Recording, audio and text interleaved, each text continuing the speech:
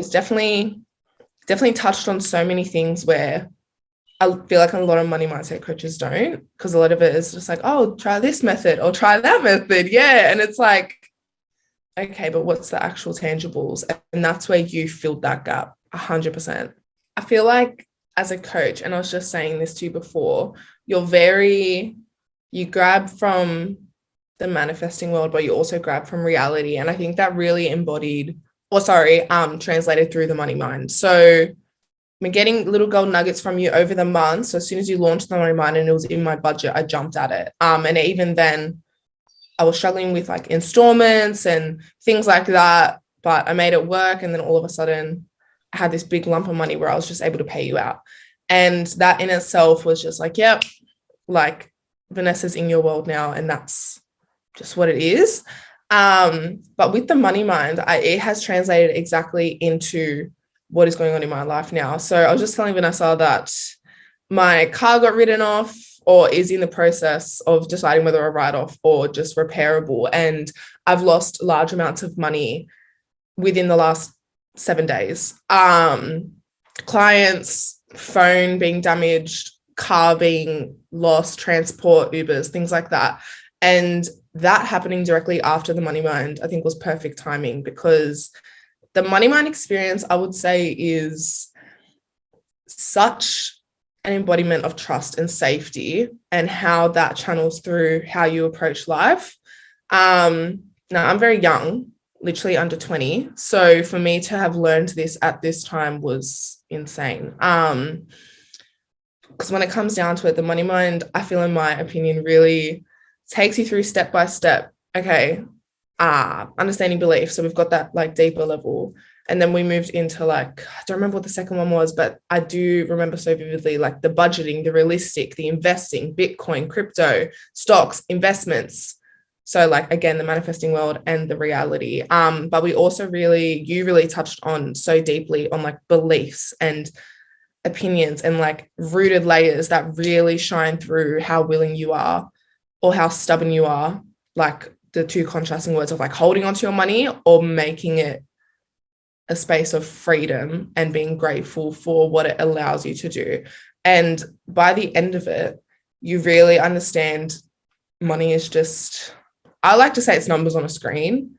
I don't like to attach any security to it. And growing up in a like Centrelink funded household, pretty much single mum, 8 people in a one little story house in Doonside, like one of like the lower end of Western Sydney, coming from that home, building a business, and then learning these things from the money mind really taught me the links between my childhood and my mother specifically, and how that has kind of contaminated my blossoming from my own money, like revelations, and kind of just added to that. I hope that makes sense. I liked to believe that I had a really good money mindset, but I would find myself constantly thinking, I love my business, I love my job, but it's just not stable enough. Like, I just want to let it go and just go work a 9 to 5 and go to uni and then build my wealth later, almost like a delay, put a pause and then go back to it. But then on the deeper level, I would think, oh no, you've learned all this stuff about money mindset. Like, you should be good. So it was almost like an obligation to believe that I had a good money mindset, or an obligation to almost conform to this, like, you see all this stuff on social media, why can't you just take it? Why can't you absorb that belief? Why can't you absorb that non-attachment? Like, almost just lying to myself about the freedom that I felt around money. I've always been an over budgeter and I've always been an overspender. So I would trust myself to fake trust, to have a good money mindset and be able to handle my money and not give in to instant gratification and like hits of highs of like ordering a new thing, having it arrive at my doorstep. But then I would take that in after my money mindset and not be willing to hold on to my money. So then I'd be like, oh yeah, I have a really great money mindset, but then I'll go and spend and spend and spend and still have my bank account spending more than I was earning. And it didn't make sense to me. I can't hold on to my savings. Well, I couldn't hold on to my savings. Didn't see the point because like, oh, I'm young. What's the point? But then also wanting to build wealth. So it was very like conflicting of like learning new concepts and faking my way into believing it versus my old habits really still shining through and not understanding the value of really embodying and practicing that. What were the top breakthroughs that you had in the money mind? There's little nuggets, like share with everyone. Yeah. Oh, let me think on this for a second.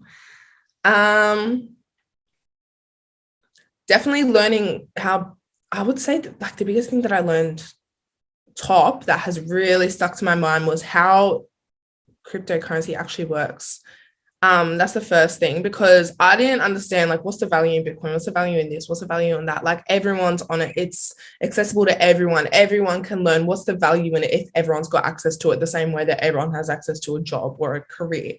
And then when you explained one, the way the banks use our money, which I kind of knew but didn't really put too much emphasis on, and two, the fact that it's limited, it may be filling up, yes, but what about when it fills up? That's when the value is like gonna boom, because it actually is, it will hit a max.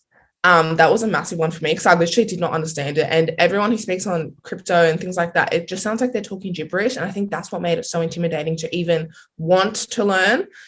Second, the actual process of, I'm going to get into my on the third one, but again, like, because I was already struggling with the tangibles, this made it so easy for me. Second one of the like realistic, like don't just jump into investing, give yourself a month to learn. I really liked the timelines because you gave a clear guide, and a lot of coaches, they're like, you should figure it out, because my job isn't to guide you, it's to just provide a mirror. And I feel like you really brought that aspect of like, no, I'm going to give you advice from experience.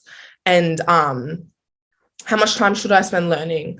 How much money should I have saved before I jump into it? That realistic thing of like, don't just jump into the dark. That process really, really helped me gain an idea of the steps to take. And that gave me so much freedom. And the third one, when it came down to mindset, was when you were just explaining again how much beliefs, just beliefs, even if you don't recognize that they're there, shine through everything, whether it's that little, I'm going to spend on this, like the inquire before spending has been stuck in my brain ever since. Every single day I've literally put it on my habit tracker, and it's just the fact that we are so much freer than we think, and in acknowledging that we are freer than we think outside of the security of money, really allowed me to find even more security in earning and losing, rather than earning, holding it tight, but then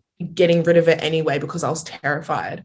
So to like wrap it up, the understanding of crypto and things like that, the tangible steps to take, and third, just the fact that how quickly our beliefs can actually shine through if we're not actively kind of understanding, you know, where do they come through and how can we like kind of pivot them. Hope that makes sense. Beautiful. Well, that's it. Thank you so much for coming on and getting interviewed by me. Everything that you said feels so good. I'm like, that was literally the intention of the Money Mind.